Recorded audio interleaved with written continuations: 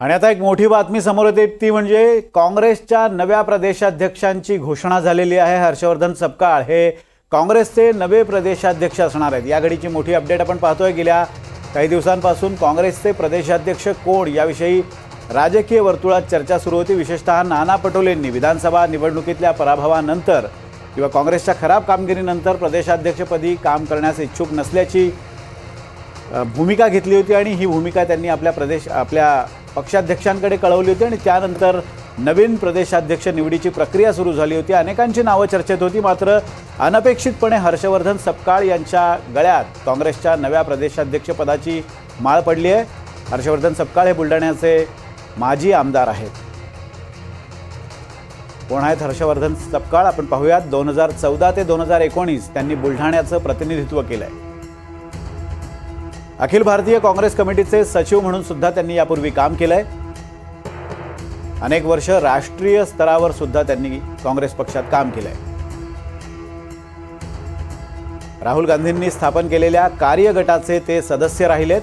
Team Rahul यामध्ये सुद्धा त्यांनी काम केलंय।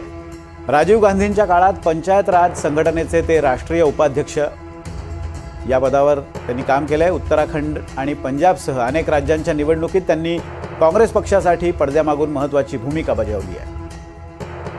विधिमंडळ पातळीवरही अभ्यासू आणि आक्रमक आमदार म्हणून ते परिचित होते।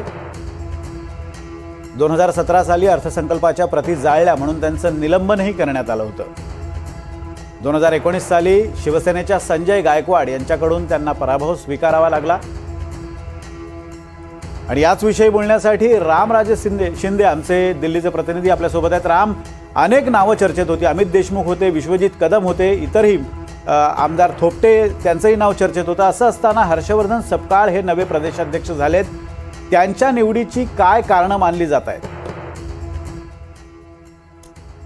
बिलकुल विनोद, पहिला सर्वात महत्वाचा निकष म्हणजेच की कोणतेही व्यवसाय नसणं आणि त्याच सोबत भ्रष्टाचाराचा कोणताही डाग नसणं। कारण आता जे मातब्बर नेते आहेत, त्यांच्या संस्था आहेत, त्यांच्या बँका आहेत, कारखाने आहेत, शिक्षण संस्था आहेत, त्यामुळे कुठे ना कुठे चौकशा ईडीच्या, सीबीआयच्या, इन्कम टॅक्सच्या धाडी पडतील याची भीती प्रत्येकाला आहे।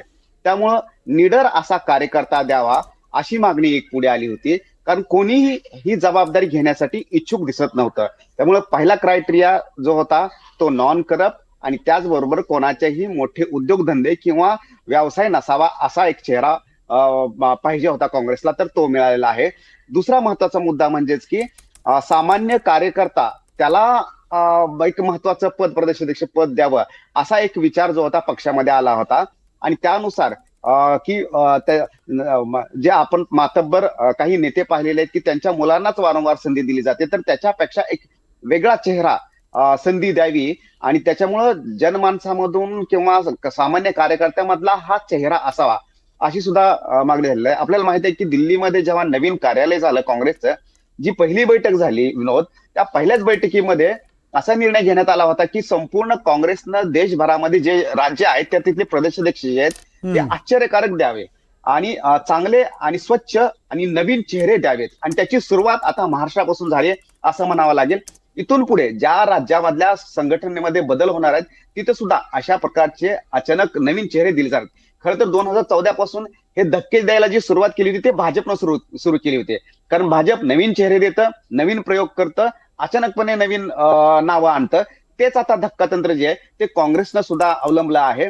आणि हर्षवर्धन सपकाळ यांची खासियत जी आहे ते संधारणमध्ये त्यांनी काम केलेलं आहे, इतर अनेक क्षेत्रामध्ये काम केलेलं आहे, परंतु राज्यव्यापी असा चेहरा हर्षवर्धन सपकाळ यांचा नव्हता। परंतु ह्याच एक प्लस पॉइंट आहे असं पक्ष नेतृत्वाला वाटतं की नवीन चेहरे आपण देणं गरजेचं आहे, कारण त्याच्यामुळे युथ जो आहे तो आपल्याकडे येईल आणि ग्रामीण भागातला सुद्धा हा चेहरा असणं गरजेचं आहे। आणि म्हणूनच हर्षवर्धन सपकाळ यांचं नाव देण्यात आलेलं आहे, पुढे करण्यात आलेलं आहे। खरं तर रेसमध्ये अनेक होते, महिला सुद्धा होत्या, यशोमती ठाकूर सुद्धा होते, सतीश पाटील होते, विश्वजित कदम होते, असे अनेक चेहरे होते, परंतु नवीन चेहऱ्याला संधी यावेळेस दिलेली आहे। अगदी राम, मी तुझ्याकडे पुन्हा एकदा याविषयी बोलण्यासाठी येणार आहे, मात्र मावळते प्रदेशाध्यक्ष नाना पटोले आपल्यासोबत जोडले गेलेले आहेत। पटोलेजी, हर्षवर्धन सपकाळ हे अनपेक्षित नाव आहे। यापूर्वी माणिकराव ठाकरेंची ज्यावेळेला विलासरावांच्या काळात निवड झाली होती त्यावेळेला सुद्धा आश्चर्य व्यक्त केले जात होतं। हर्षवर्धन सपकाळ यांच्या निवडीचे काय निकष नेमके पक्ष नेतृत्वाने गृहीत धरले? मला असं वाटतं की आमचे हर्षवर्धन सपकाळ हे नवीन आमचे आता प्रांताचे अध्यक्ष झालेले आहेत. त्याचे आदेश पण आता निघालेले आहेत आणि ते आपण पाहिलेलं आहे. त्यांना अनेक राज्यामध्ये सेक्रेटरी म्हणून त्यांनी काम केलं. आता पंचायत राजचे राष्ट्रीय अध्यक्ष म्हणून ते काम करतात आहे. त्यांना संघटनेचा अनुभव आहे आणि आम्हाला विश्वास आहे की त्यांच्या नेतृत्वात पक्ष अजून बळकटीनं पुढे येईल. आणि काँग्रेस पक्ष तसाही महाराष्ट्रामध्ये काँग्रेस पक्ष हा तळागाळातला पक्ष आहे, जनतेचा पक्ष आहे आणि पुन्हा जनतेचा पक्ष म्हणूनच आम्ही बळकटीनं सगळेजण मिळून आम्ही हर्षवर्धन सपकाळ यांच्या नेतृत्वात सगळेजण काम करतो. पटोलेजी, तुम्हाला सुद्धा या पदावर काम करायची इच्छा नाही अशी तुम्ही भावना पक्षश्रेष्ठींच्या कानावर घातली होती, मात्र तुम्हाला सुद्धा या प्रदेशाध्यक्षपदी काम करावं अशी गळ पक्षश्रेष्ठींनी घातली होती, तरी सुद्धा तुम्ही नकार दिला होता. काय कारण होती? नाना पटोलेंना का आता प्रदेशाध्यक्षपद नकोय? नाही, कसं आहे की मला 4 वर्ष झाले. मी ज्या दिवशी प्रदेशाध्यक्ष झालो त्या दिवशीच मी सांगितलं की मी 3 वर्ष त्या पदावर काम करेल. कारण की पक्ष संघटना म्हटलं तर नुसतं खुर्ची शोभेची नसते. राज्याच्या काँग्रेसचा प्रमुख म्हणून काम करत असताना तळागाळातल्या लोकांमध्ये पोहोचणं, प्रत्येक जिल्ह्याचा तालुक्याचा दौरा करणं, प्रत्येक कार्यकर्त्यांना भेटणं, त्याच्या भावना समजून घेणं, संघटनेत चांगली लोक जोडणं आणि महाराष्ट्रासारख्या एक मोठ्या राज्यामध्ये काम करत असताना त्याला पूर्ण वेळ द्यावा लागतं. आणि आपण पाहिलं की मी या विधानसभेतही मी माझ्या विधानसभेमध्ये मी स्वतः प्रचार करायला पण नाही पोहोचू शकलो होतो.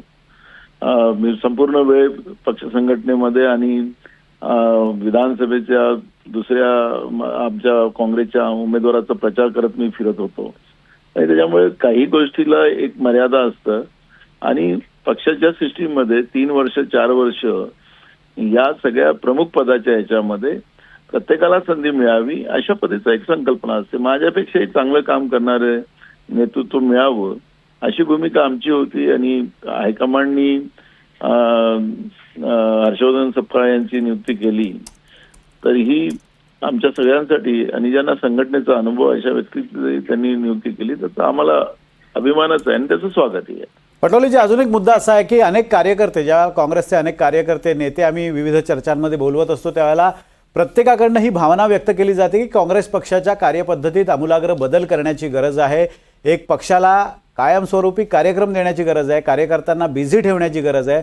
असं असताना काँग्रेसच्या नेतृत्वाकडनं तशी पावलं उचलली जात नाहीत आणि त्याविषयीची नाराजी या कार्यकर्ते आणि नेत्यांच्या तोंडून आम्ही ऐकत असतो. या पुढच्या काळात पाशवी बहुमताच्या बळावर असलेला सत्ताधारी पक्ष आणि काँग्रेस समोरची आव्हानं कोणते महत्त्वाचे मुद्दे तुम्हाला वाटतात की नव्या प्रदेशाध्यक्षांनी ते पहिल्यांदा ॲड्रेस करावेत? बघा, प्रदेशाध्यक्षाची जबाबदारी असते की संघटनात्मक स्ट्रक्चर पहिलेच उभं करणं आणि जे काही जनतेचे प्रश्न आहेत ते प्रश्न पक्ष संघटनेच्या माध्यमातून मांडणं हे पक्ष नेतृत्वाचं काम असतं. आणि सपकाळ हे माजी आमदार आहेत, त्यांनाही राज्याच्या विधानमंडळाचा अनुभव आहे आणि मला असं वाटतं की ते चांगल्या पद्धतीने ते पूर्णत्वास नेतील. त्यांचा अनुभव आहे आणि त्याच्यामुळे आम्ही त्यांच्या सगळ्या पाठीशी आहोत. त्यामुळे मला असं वाटतं की महाराष्ट्रामध्ये जे काही कार्यकर्त्यांचं मत असेल, आम्ही खूप प्रोग्राम दिले आणि राहिलं पाशवी बहुमताचं सरकार जे आता आलेलं आहे, तुम्हीच मान्य केलं, तर या सरकारला आता लोकांमध्येच राग सुरू झालेला. लाडक्या बहिणी नाराज झाल्या, शेतकरी नाराज झाला आणि तरुण नाराज आहे, महागाई वेगवेगळ्या पद्धतीनं आहे, राज्यामधले भ्रष्टाचार मोठ्या प्रमाणात आहे. या सरकारला प्रत्येक गोष्टीमध्ये जनतेच्या नजरेमध्ये हे सरकार पडत चाललेलं आहे. त्यामुळे या पाशवी बहुमताचा जो घमंड या लोकांना झालेला आहे हा काही आता फार काही टिकेल असं मला वाटत नाही. अजून काही मुद्दे असे आहेत की अमित देशमुख असतील, विश्वजित कदम असतील, संग्राम थोपटे असतील अशी नावं सुद्धा प्रदेशाध्यक्षपदासाठी चर्चेत होती. काय कारण आहेत की यांची नावं मागे पडली? हस्तिदंती मनोऱ्यातलं नेतृत्व आता पक्ष नेतृत्वाला नकोय का? नाही, मुद्दा तो नाही आहे ना. काँग्रेस पक्षामध्ये सामान्य कार्यकर्ता सुद्धा या पदावर जाऊ शकतो. आमचे खरगे साहेब एका मिल कामगारांचा पोरगा आहे, ते राजकीय आमचे काँग्रेसचे अध्यक्ष आहेत. याच्या त्याच्यामुळे सामान्यातल्या सामान्य कार्यकर्त्यालाही सुद्धा या पदावर येता येतं. या निमित्तानं आमच्या नेतृत्वाने ती चुणक दाखवलेली आहे. ठीक आहे नाना पटोलेजी, धन्यवाद. तुम्ही आम्हाला प्रतिक्रिया दिली त्याबद्दल. आपण पाहतोय की मावळते प्रदेशाध्यक्ष नाना पटोले यांनी भावना व्यक्त केली. हर्षवर्धन सपकाळ यांच्यासमोर आव्हानं मोठी आहेत, मात्र ते ही आव्हानं सहज पेलतील. एक सर्वसामान्य कार्यकर्त्याला नेतृत्वाची संधी पक्ष नेतृत्वानं दिलेली आहे आणि या पदावर ते चांगलं काम करतील अशा स्वरूपाची भावना नाना पटोले यांनी व्यक्त केली आहे. हर्षवर्धन सपकाळ यांची काँग्रेसचे नवे प्रदेशाध्यक्ष म्हणून निवड झाली आहे. लोकसभा निवडणुकीतली चांगली कामगिरी आणि त्यानंतर लगोलग आलेल्या विधानसभा निवडणुकीतला दारुण पराभव यानंतर काँग्रेसची राज्यातली स्थिती काहीशी गंभीर बनलेली आहे. अशा वेळेला मोठं आव्हान हर्षवर्धन सपकाळ यांच्यासमोर आहे. कशा पद्धतीनं ते हे आव्हान पेलणार हे पाहणं महत्त्वाचं असेल. काहीशी अनपेक्षित किंवा कल्पना नसताना हर्षवर्धन सपकाळ यांचं नाव समोर आलेलं होतं आणि आज त्यांच्या निवडीवर शिक्कामोर्तब करण्यात आलेलं आहे.